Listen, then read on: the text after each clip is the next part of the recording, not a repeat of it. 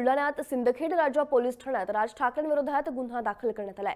छत्रपती संभाजीराजे यांच्याबद्दल अपमानास्पद वक्तव्य केल्याप्रकरणी गुन्हा दाखल केलाय।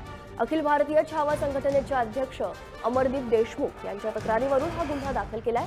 राज ठाकरेंच्या वक्तव्यामुळे संभाजीराजांची बदनामी झाली आणि अनेक शिवभक्तांच्या भावना दुखावल्या गेल्या। त्यामुळे त्यांना त्वरित अटक करावी अशी मागणी देखील करण्यात आली आहे।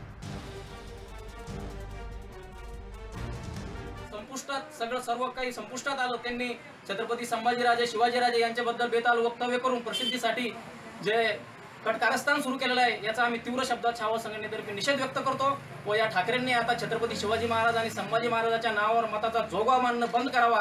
त्यांच्यावर या सिंदखेडच्या पोलीस स्टेशनला गुन्हा दाखल झालेला आहे, त्यांना त्वरित अटक करण्यात यावी, अन्यथा छावा संघटनेतर्फे आक्रमक आंदोलन करण्यात येईल।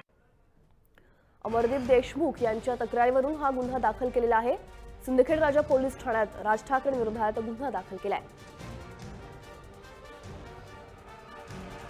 छत्रपती संभाजीराजे यांच्याबद्दल अपमानास्पद वक्तव्य केलं असा दावा करत त्यांच्याविरुद्ध तक्रार दाखल केली आणि त्यामुळे तमाम शिवभक्तांच्या भावना दुखावल्या गेलेल्या आहेत। त्यामुळे राज ठाकरेंना अटक करा अशी मागणी देखील करण्यात आली आहे।